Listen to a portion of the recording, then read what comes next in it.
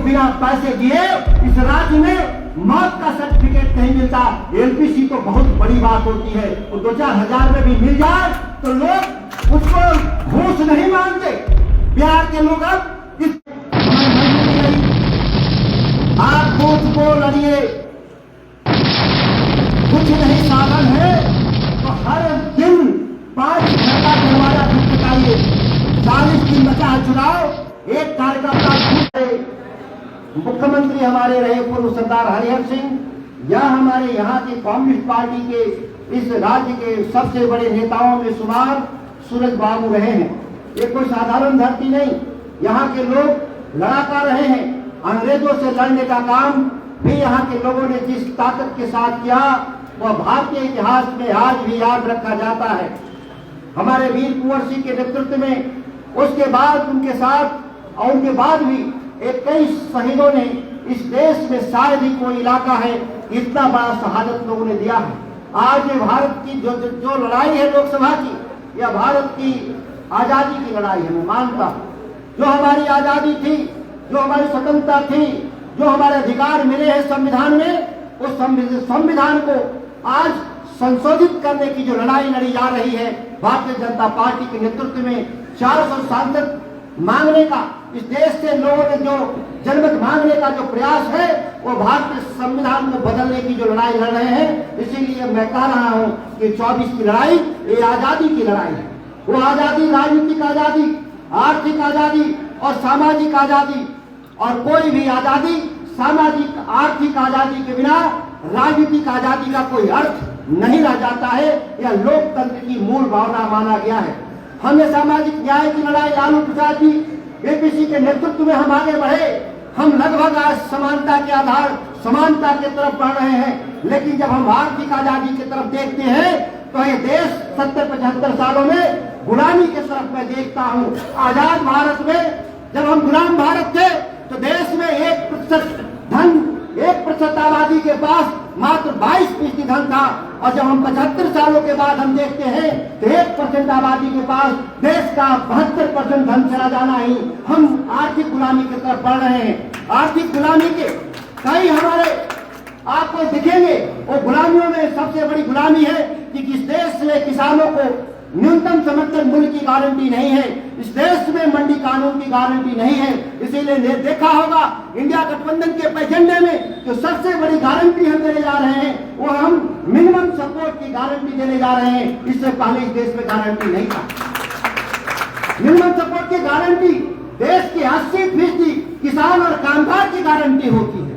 हमारे 80% लोगों के आमदनी की गारंटी होती है। जिस लड़ाई को लड़ा हमने 18 महीना पहले जब मैं बिहार की सरकार में जब कृषि मंत्री था तो इस सवाल को लेकर लड़ा, और हमने अंततः इस्तीफा देने का काम किया, क्योंकि मुद्दा जरूरी है, न्याय जरूरी है। पद आएंगे जीवन में, पद चले जाएंगे, लेकिन लड़ाई झुकेगी नहीं। हम पद से समझौता नहीं कर सकते, मुद्दे से समझौता नहीं कर सकते, पद त्याग सकते हैं, ये हमारी लड़ाई नहीं है।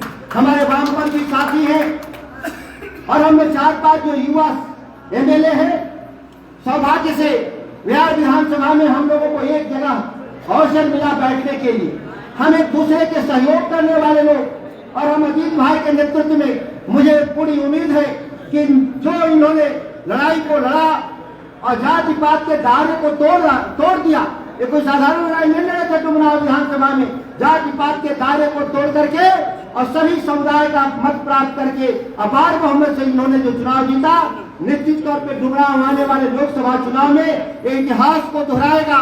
और ये 1 लाख पार हम लोग जाएंगे डुमरांव विधानसभा में, यह आंकड़े कहते हैं, इसमें अतिशयोक्ति नहीं है। साथियों, इस राज्य में 19 तारीख को जो वोट हुआ मात्र 48% वोट पड़ा। इस बात को ठीक से याद रखिए। नीतीश कुमार सत्ता में आए थे तो 2 गारंटी के साथ सत्ता में आए थे कि जब हम बिहार में सत्ता में आएंगे तो हम सुशासन की सरकार लाएंगे, और दूसरा उन्होंने वादा किया था हम पलायन को रोकेंगे। लेकिन आज इस राज्य में 48% वोट होने का मतलब होता है कि 52% लोग इस राज्य से पलायन कर चुके हैं। अगर 52% नहीं पलायन किए, मैं मानता हूं आंकड़ों के आधार पे इस देश के कई हिस्सों में 80% मतदान हुआ है, तो 80% में अगर 48 को माइनस कर दे तो कितना हुआ? 32% लोग, इस राज्य के लोग दूसरे राज्य में क्या करते हैं वो अपमानजनक है। मैं कहता हूं मजदूरी करते हैं, वो कोई कलेक्टरी का काम नहीं करते, कोई बहुत बड़ी नौकरी नहीं करते, खेतों में मजदूरी करते हैं। मैं इसलिए कहा कि आप श्रम करना अपमान तो नहीं, लेकिन श्रम के एवज में जो पैसे मिलते हैं वो बेहद ही अपमानजनक है। और बिहार के 70% आबादी जो कामगार और किसान मजदूर हैं, इस राज्य के भीतर 60 रुपया से भी कम प्रतिदिन की आमदनी पर वो जिंदा है। यह सरकार के सामाजिक और आर्थिक जनगणना ने साबित करने का काम किया। क्यों हम पिछड़ गए? इस बात को बहुत गौर से देखिए, क्योंकि हम शिक्षा के क्षेत्र में सबसे फिसड्डी राज्य है, जहां पूरे राज्य में खाली 7% ग्रेजुएट है। माना गया है कोई अर्थव्यवस्था को, विकसित अर्थव्यवस्था को बनाने के लिए जनसंख्या का 30% ग्रेजुएट होना चाहिए। जिस राज्य में लक्षित आबादी का केवल 25% ही अगर आबादी ग्रेजुएट है तो हमारी गरीबी होगी कि नहीं? हम केरल की तुलना करें और बिहार की तुलना करें, वहां के लोग निकलते हैं, श्रम बेचते हैं दुनिया के बाजार में, तो प्रशिक्षित होते हैं, स्किल्ड होते हैं, पढ़े लिखे लोग होते हैं, इसलिए उनका श्रम का मूल्य मिनिमम 25 से 30 हजार रुपए महीने का श्रम है। वहां न्यूनतम मजदूरी इस देश में सबसे ज्यादा 900 रुपया प्रतिदिन है। हम बिहार में कहां खड़ा है, जहां न्यूनतम मजदूरी नीतीश कुमार के द्वारा शायद 218 रुपया, 222 रुपया इसी के आसपास होना चाहिए। ठीक है कि हमारे किसानों की ताकत से कुछ पैसे ज्यादा मिल जाते, लेकिन सरकार कहां खड़ी? अगर हम सरकार के यहाँ हाथ फैलाए तो हम मनरेगा में तो जाते हैं नौकरी के लिए, तो 218 रुपया। कोई भी सरकार नीतीश कुमार की कोई भी वर्ग के लिए कोई भी न्यायपूर्वक व्यवस्था स्थापित करने का काम नहीं किया। और दूसरा हमने कहा था, उन्होंने नारा दिया था कि हम आएंगे तो सुशासन। कैसा सुशासन? इस राज्य में कैसा सुशासन? जब आप अंचल कार्यालय में जाते हैं तो जीवन प्रमाण पत्र को छोड़िए, मृत्यु प्रमाण पत्र भी लेने में घूस देना पड़ता हो। ये कैसा सुशासन नीतीश कुमार जी? ऐसा सुशासन आपको ही दोबारा है। एक किसान जाता है दाखिल खारिज कराने के लिए, एक किसान जाता है एलपीसी बनाने के लिए, तो उसको बिना पैसे दिए इस राज्य में मौत का सर्टिफिकेट नहीं मिलता। एलपीसी तो बहुत बड़ी बात होती है, वो 2-4 हजार में भी मिल जाए तो लोग उसको घूस नहीं मानते। बिहार के लोग अब इस तरह से बेकार, इस तरह से बेहाल है नीतीश कुमार की सरकार से कि अब वो घूस नहीं मानते 3-4 हजार रुपए को। जब उससे ज्यादा लेने लगता है तब हमारे विधायकों के हाथ दौड़ता है कि नेताजी देखिए हमारे साथ जुल्म हो रहा है। आप 1 डिसमिल भी जमीन बसने के रूप में बसने के लिए जो जमीन खरीदता है गरीब आदमी, उसमें भी ये पैसा देते हैं। तो बेहद जटिल स्थितियों में वो जमीन खरीदते हैं जो भूमिहीन लोग, उनसे भी ये लोग पैसा वसूलने में बाज नहीं आते। कैसा नीतीश कुमार का सुशासन है?